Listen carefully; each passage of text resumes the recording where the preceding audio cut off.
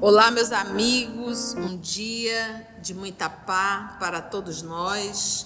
Hoje, exatamente 17 de março de 2025, estamos nós reunidos para estudarmos a obra Cartas e Crônica, psicografado por Francisco Cândido Xavier pelo Espírito Irmão X. Hoje será a mensagem de número 28, titulado Kardec e Napoleão.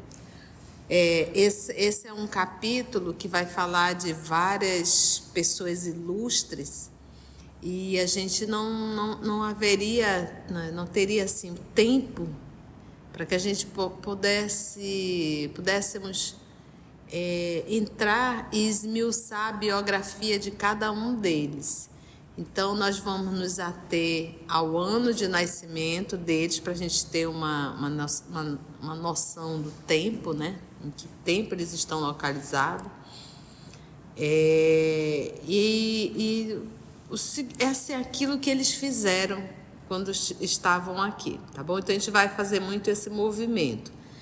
Teremos uma ajuda da nossa querida Lígia, que é editora. Então, à medida que nós falarmos o nome, ela irá postar no canal, você observa a imagem da pessoa, que é uma forma da gente fixar e vincular o nome à imagem. Então vai ficar muito fácil, tá bom? Então vamos iniciar fazendo a nossa prece de gratidão. Eu vou pedir para a nossa Cecília fazer nossa prece, já está concentrada. E logo depois vamos iniciar o capítulo 28, queremos falar de Kardec e Napoleão.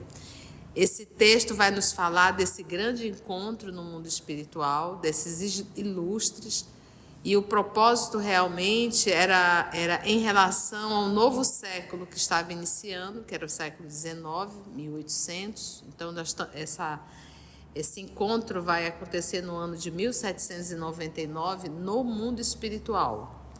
E eles estão justamente se preparando e fazendo uma comemoração para o novo século que se aproxima, que era o século XIX, 1800, onde nós sabemos que o século XIX foi onde houve uma explosão científica e também onde uma libertação da opressão da igreja, né, da Idade Média. E também vamos encontrar o Consolador Prometido, né? A doutrina espírita, 1857. A partir de 1857, com o advento da doutrina espírita, começa a transição planetária. Então, a transição, ela começou com a chegada da doutrina espírita. As pessoas acham que a transição planetária começou em 2000. Não, gente. A transição começou em 1857, com a chegada, né, com o advento do espiritismo, tá bom?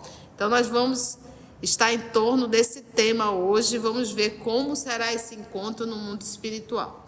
Mas vamos começar fazendo a nossa prece, certo, Cecília?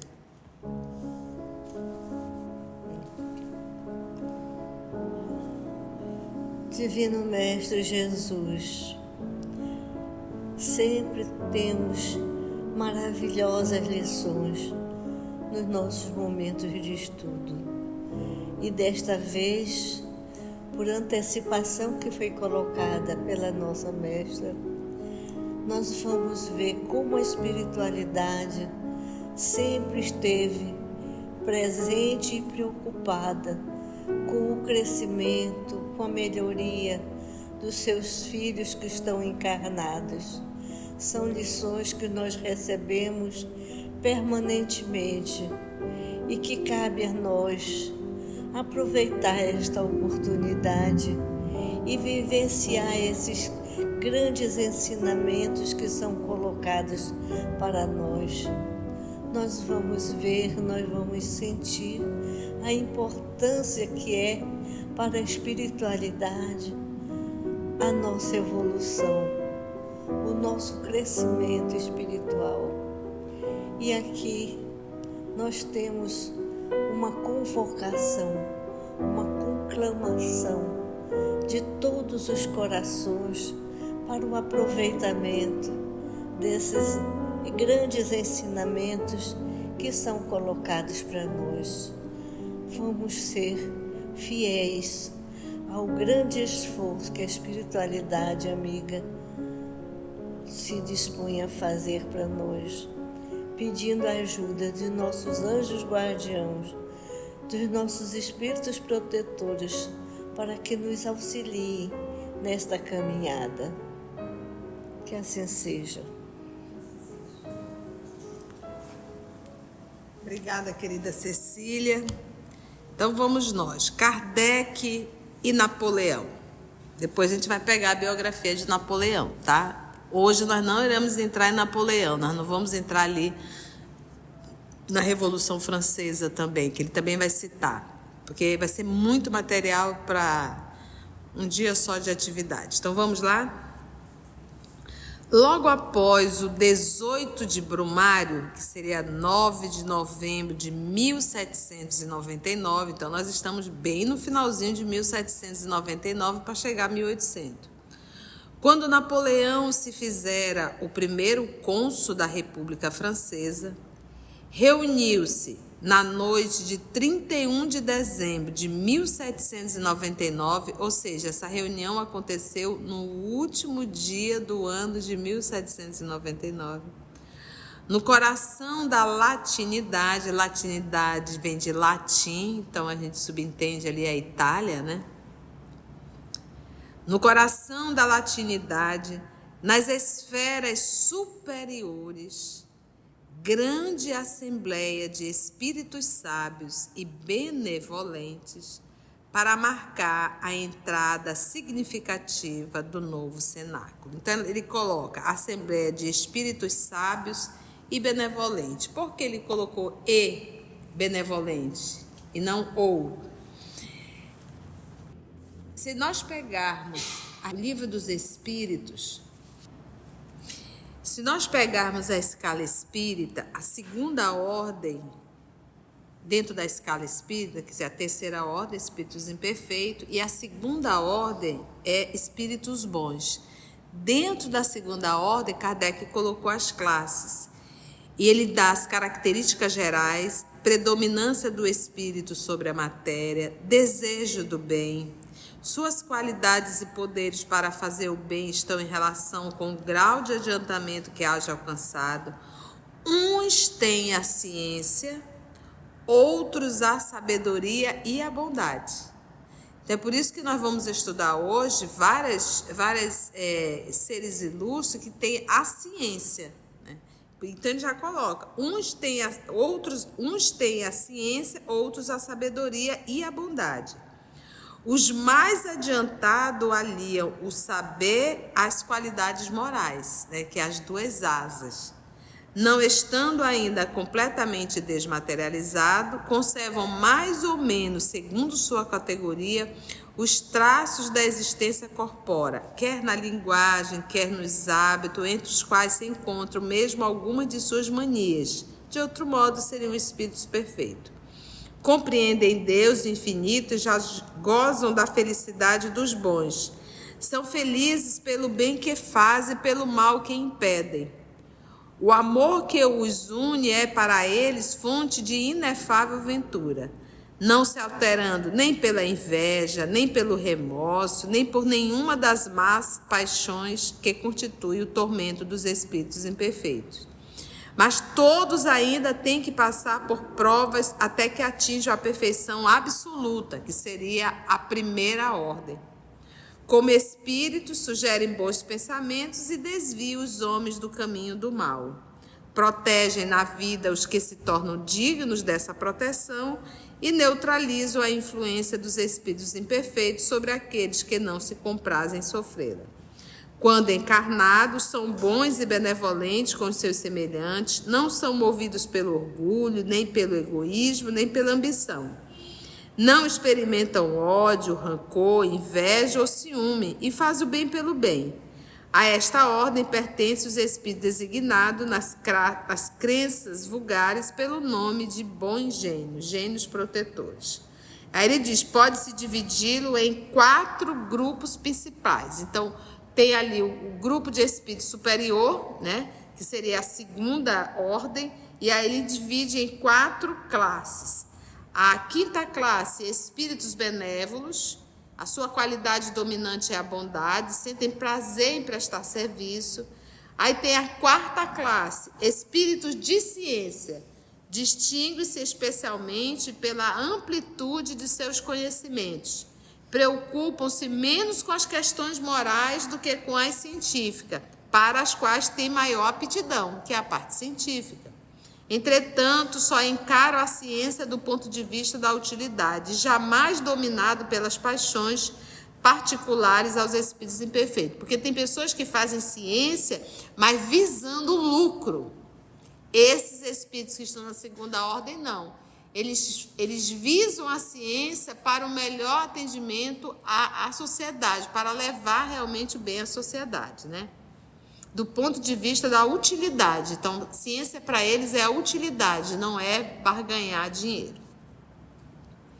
E aí, na terceira, ele vai falar dos espíritos de sabedoria, né? Que seria o outro. Então, nesse texto que nós vamos ler hoje, e tem também a segunda classe dos espíritos superiores. Nós vamos encontrar essas classes dentro desse grupo, espíritos superiores. E dentro dos espíritos superiores, nós temos classes diferentes, tá bom? Entendeu, gente? Então, essas personalidades, elas estão exatamente aqui, dentro da segunda ordem. São espíritos puros? Não. São espíritos superiores? São. Podendo ainda errar. Ainda tem coisas a melhorar.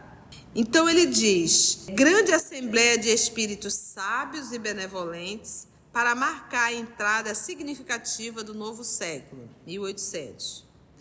Quem eram? Antigas personalidades da Roma imperial, pontífices e guerreiros das Gálias ali França, né? Figuras notáveis da Espanha, ali se congregavam à espera do expressivo acontecimento. Vamos ver que acontecimento será esse.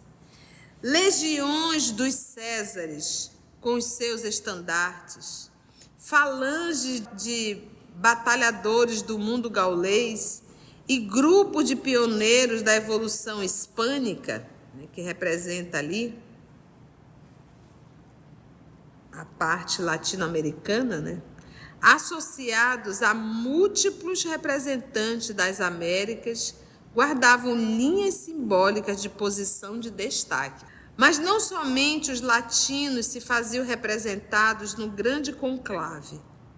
Gregos ilustres, lembrando as confabulações, né, as conversas ali da Acrópole, né, que era onde eles se reuniam para discutir, né, da Acrópole gloriosa, israelitas famosos, recordando o Templo de Jerusalém, deputações eslavas e germânicas, grandes vultos da Inglaterra, sábios chineses, filósofos hindus, teólogos budistas, sacrificadores das divindades olímpicas, renomados sacerdotes da Igreja Romana e continuadores de Maomé, ali se mostravam, como em vasta convocação de forças da ciência e da cultura da humanidade. Reuniu todo mundo, cultura, ciência. No concerto das brilhantes delegações que aí formavam com toda a sua fulguração, a gente está aqui aonde? No mundo físico ou mundo espiritual? O texto. Ele vai retratar esse encontro aonde? No mundo espiritual. Porque essa turma toda não faz mais parte da Terra, estão tudo desencarnados, né? No concerto das brilhantes delegações que aí formavam com toda a sua fulguração representativa, surgiam espíritos de velhos batalhadores do progresso que voltariam à liça, ou seja, à arena, à luta, à arena carnal, ou que a seguiriam de perto para o combate. O combater o quê? A ignorância e a miséria, na laboriosa preparação da nova era da fraternidade e da luz. Aí você diz assim, mas tia, já estamos em 2025 e essa era não chegou. Gente, vocês sabem quanto tempo nós tivemos de Idade Média? 1000 anos. Foram 1000 anos de Idade Média. Começou lá em 500 e um pouquinho e foi até 1500 e um pouquinho. Então, nós não podemos imaginar que a misericórdia divina, ela vai fazer tudo no estalar de dedo. Por quê? É só a gente parar e perguntar: você consegue fazer uma mudança moral no estalar de dedo? Consegue? Você consegue ouvir uma palestra dessa, sair daqui e colocar tudo em prática? Não. Por quê? É difícil? É difícil? Porque nós estamos viciados a atitudes equivocadas há muitos séculos. Então é difícil a mudança. Porque nós somos criaturas mergulhadas no orgulho e no egoísmo, acompanhado da vaidade. Então, se é difícil para nós, seres humanos, conduzir a nossa própria vida, agora para pensar quando se fala de universo. Quando se fala de um planeta e de um grupo inteiro. É fácil mudar? É por isso que a gente para e pensa e diz assim: mas por que Deus não faz logo? Sim, você quer que Ele vá atropelando o nosso livre-arbítrio e vai impondo a todos nós a perfeição? Já não será mais uma conquista, mas uma imposição. Então, por isso é que é lento. Então, 200 anos, para nós, não é absolutamente nada. Para espíritos rebeldes como nós. Entende? Então, ele diz que voltariam à liça, né, a esse terreno, a essa arena, a essa luta carnal, ou que a seguiriam de perto para o combate à ignorância. No deslumbramento, e ele diz, né, da preparação da nova era da fraternidade e da luz.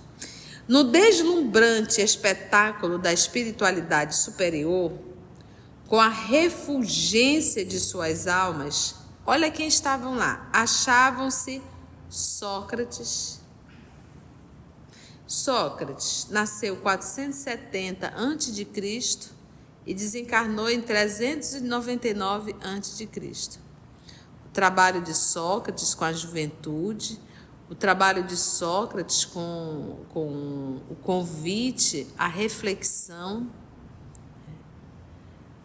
o convite à lógica, a uma verdadeira filosofia.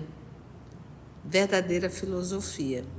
E a gente sabe que Sócrates se incomodou muito e acabou sendo assassinado com a cicuta, né? Logo depois ele vem e fala de quem? Platão. Platão foi aluno de Sócrates.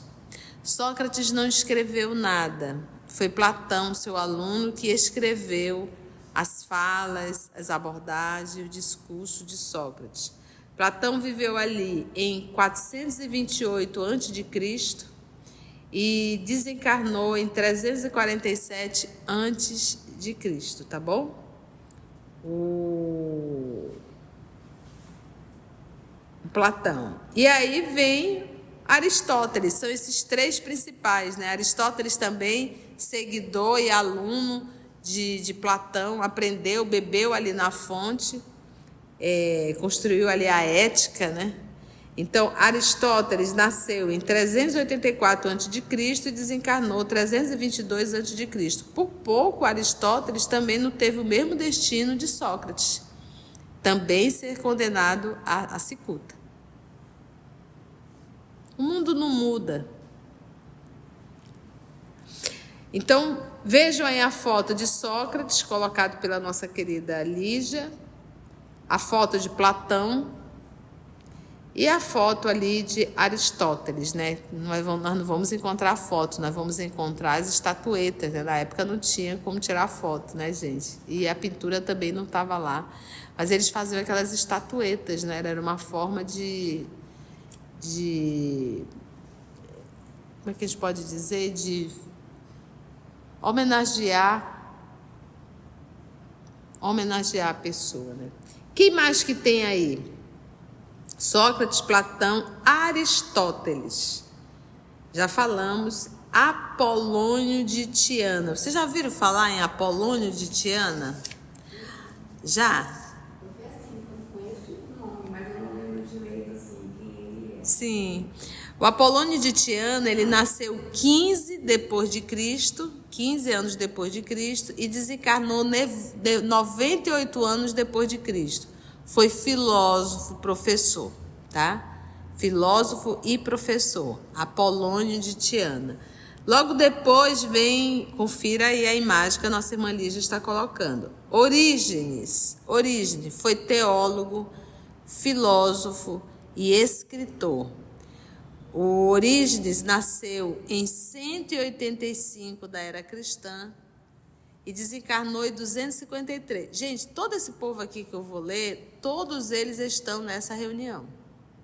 Aí você vai dizer, mas tia, esse povo que nasceu antes de Cristo, esse povo não reencarnou mais? A gente tem que entender que esses espíritos, por exemplo, o Sócrates, com o grau de evolução que ele tinha, que estava à frente de uma sociedade, você acha que ele é um terrícola? É óbvio que não. Os planetas, eles são solidários. Então, a misericórdia divina, o nosso Cristo, como o governador do planeta Terra, ele convida outros espíritos de outros planetas para nos ajudar ao processo de evolução. Então, às vezes, esses espíritos vêm, realizam um trabalho, deixam o trabalho, tanto é que o projeto está aí, né? O trabalho de Sócrates, o trabalho de Platão, o trabalho de Aristóteles, o trabalho de Santo Agostinho, de Tomás de Aquino, Teresa d'Ávila, o trabalho desse povo ficou.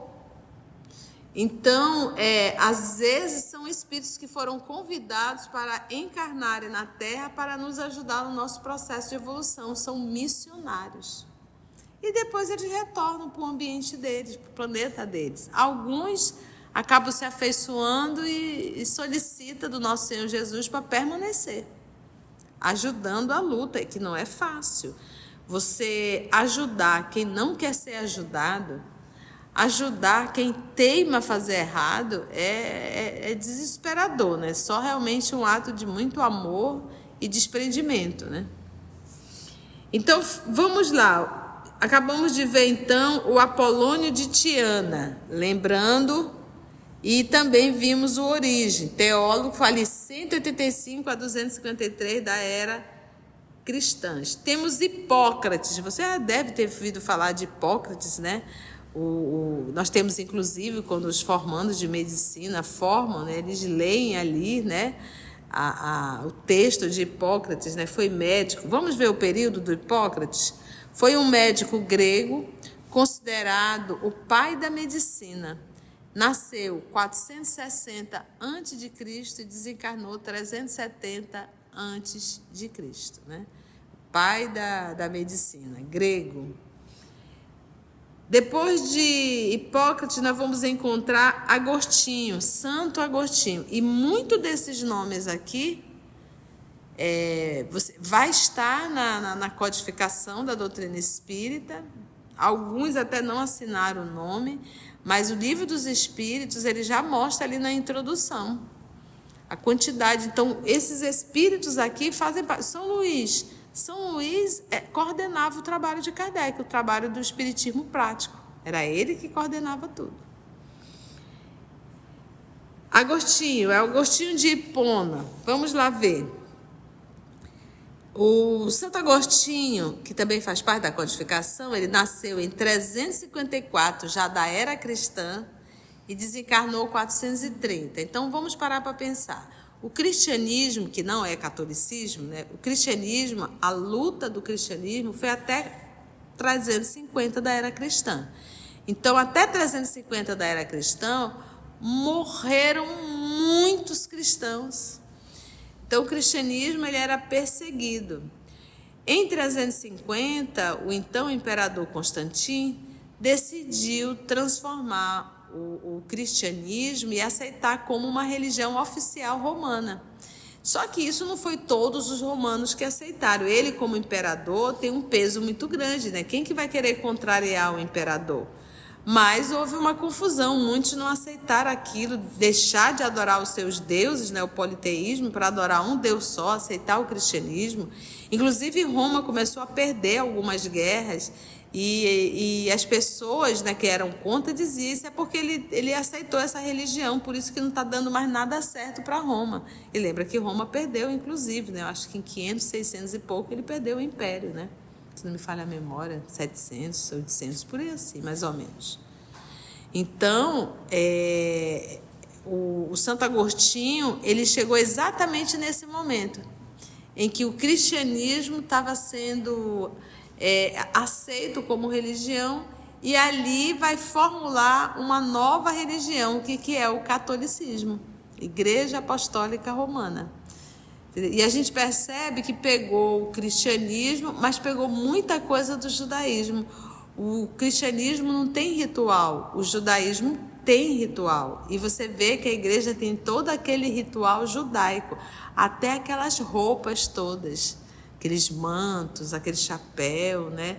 Então, houve uma mistura muito grande. Então, pegou a cultura dos judeus e pegou, por isso que é judaico-cristã, né? E pegou também as lições do cristianismo, mas ritual, todas essas pompas não existia no cristianismo. Então, Santo Agostinho, ele é considerado o pai da igreja. Por quê? Porque, olha só, se a gente pegar aqui o Santo Agostinho, ele nasceu em 354, desencarnou em 430. Então, ele pegou ali o princípio da formação da Igreja Católica. Então, ele é considerado o pai da igreja, né? Que a gente chama de patrística, né? Esse é quem? Santo Agostinho. E aí tem Fénelon. Vamos ver Fénelon? François Fénelon. O François Fénelon já é da Idade Média. Ele nasceu em 1651 e desencarnou em 1715. Era francês. Foi teólogo, católico, poeta e escritor, cujas ideias liberais sobre política e religião e educação tinha uma ideia muito liberal para o período. Essas pessoas que eu estou trazendo são pessoas que fazem parte dessa reunião no mundo espiritual. Você está vendo que muitos... o que nós estamos reunindo aqui? Filósofos, médico, que é o Hipócrates, né? Filósofo, médico e religiosos.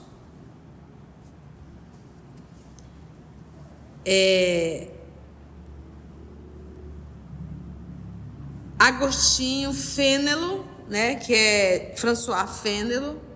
Giordano Bruno, vamos lá, Giordano Bruno, nasceu em 1548, desencarnou em 1600, italiano, teólogo, filósofo, escritor, matemático, poeta, e eu disse etc, porque ainda tinha mais coisa, o currículo dele era grande.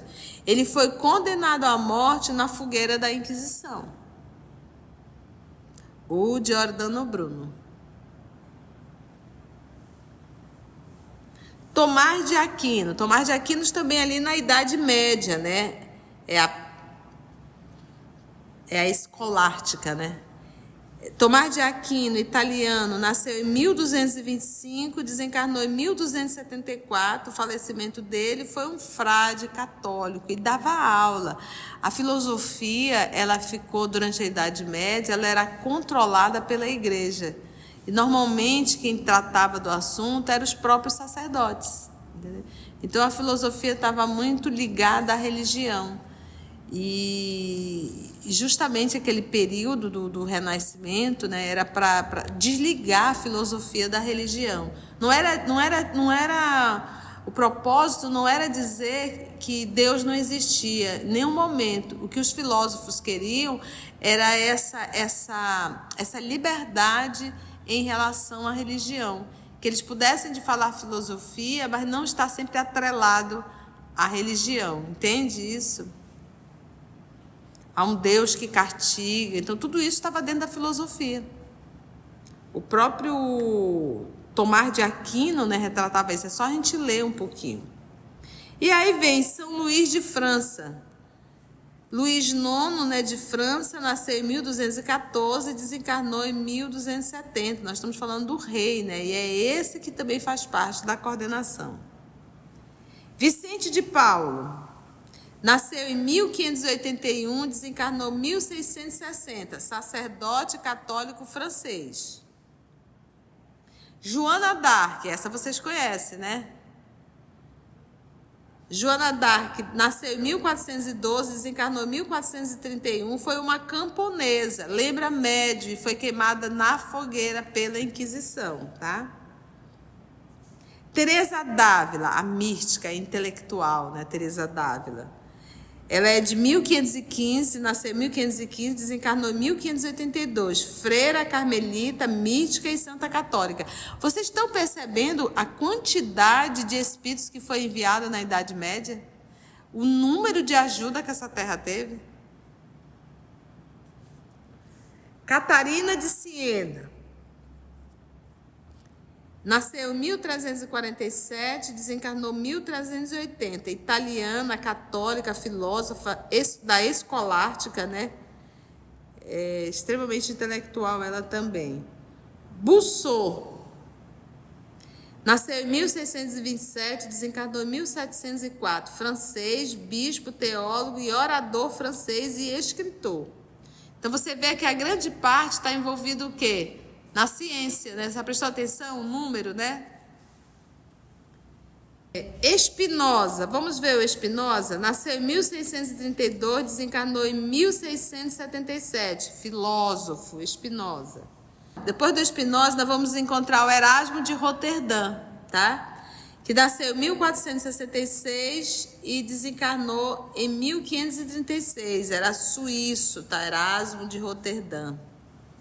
Temos também o John Milton, nasceu em 9 de dezembro de 1608 em Londres e desencarnou em 1674. Foi um poeta, polemista, intelectual e funcionário público inglês, servindo como secretário de línguas estrangeiras na comunidade da Inglaterra sob Oliver Cromwell. Escreveu em um momento de fluxo religioso e agitação política e é mais conhecido por seu poema épico Paraíso Perdido. Aí tem o Cristóvão Colombo, que nasceu em 1451, desencarnou em 1506, italiano, alcançou o continente americano em 12 de outubro de 1492. Olha lá. Gutenberg, esse vocês conhecem também, né? O homem da imprensa, vamos lá. Gutenberg foi inventor, gravador e gráfico da revolução da imprensa.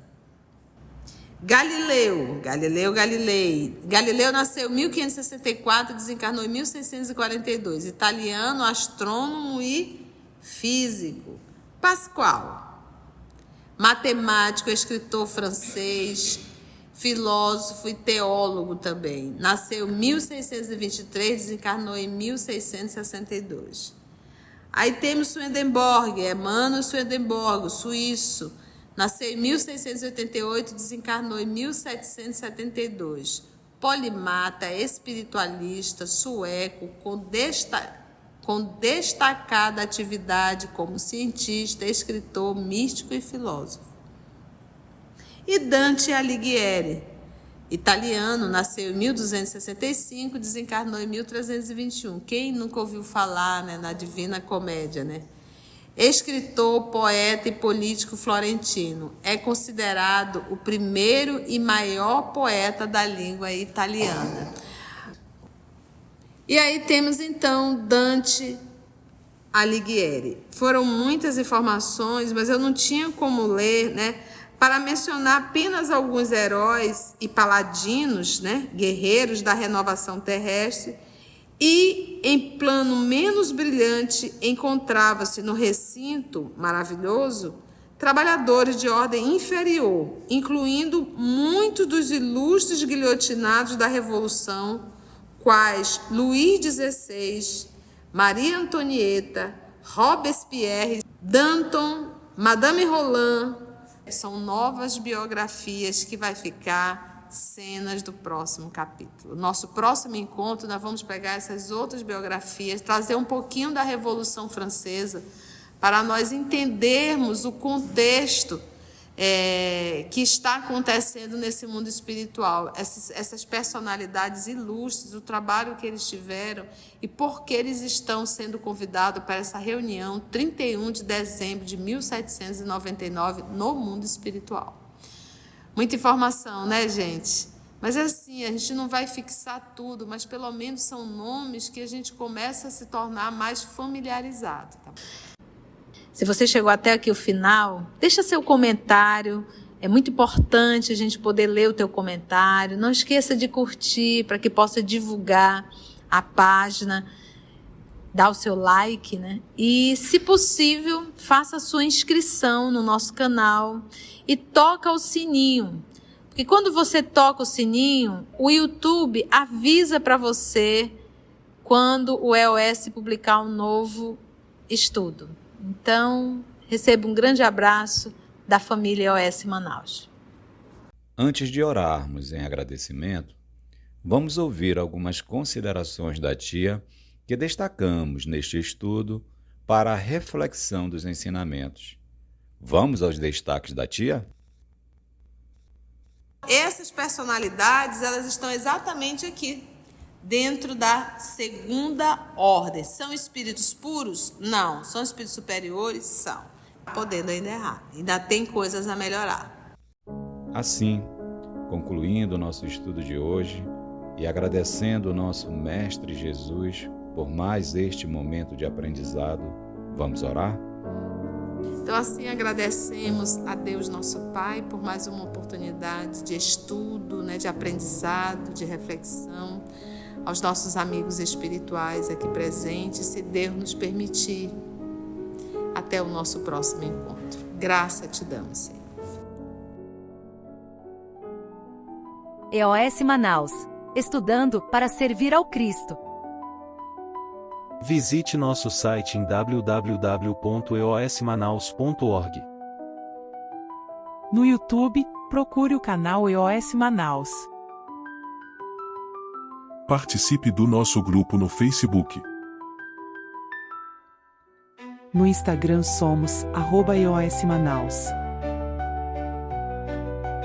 Escute e estude na Rádio Manaus de Estudos Espíritas. Estamos, também, em diversas plataformas de áudio. Procure EOS Manaus, no seu aplicativo preferido. EOS Manaus. Estudando para servir ao Cristo.